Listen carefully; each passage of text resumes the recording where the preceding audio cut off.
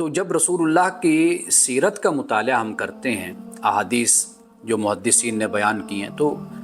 وہاں سے معلوم ہوتا ہے کہ رسول اللہ نے جس سے بھی جو بھی ڈیل کیا، معاملہ کمیونیکیٹ کیا آپ نے وہ اس کی نفسیات، اس کی عمر، اس کی حالت، اس کا علم، اس کا بیک گراؤنڈ، پس منظر، ہر چیز کو پس منظر رکھ کر آپ نے، پیش نظر رکھ کر آپ نے اس پر گفتگو فرمائی اور اس کے ساتھ سلوک کیا۔ یعنی آپ یہ دیکھیے کہ کہیں پر بھی آپ کو یہ بات نہیں ملے گی کہ اگر آنے والا مثال کے طور پر کوئی بدتمیزی کرتا ہے اور اس کے رویے میں ہارش، جسے ہم کہتے ہیں ہارشنیس ہے، سختی ہے اس کے مزاج میں، آپ دیکھیے رسول اللہ نے کبھی اس پر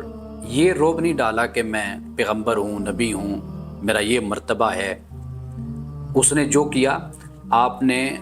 اس کے اس رویے کے مقابلے میں حسن سلوک کا معاملہ فرمایا۔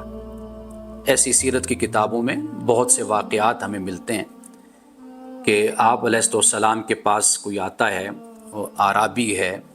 اور وہ آپ سے ڈیمانڈ کرتا ہے، تقاضا کرتا ہے کہ آپ یہ جو بکریاں ہیں، یہ جو اس ایریا میں یا اس میدان میں ہیں، یہ سب مجھے دے دو، اور بڑے سخت الفاظ، بے ادبی والے وہ بولتا ہے۔ حضور علیہ السلام کے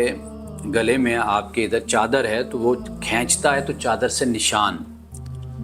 راوی بیان کرتا ہے کہ نشان بھی پڑ جاتے ہیں، لیکن وہ انجان ہے آپ کے مقام اور مرتبہ سے، لیکن آپ اس کے ساتھ وہ رویہ نہیں اختیار فرماتے۔ اجنبی ہے نا، نا واقف ہے،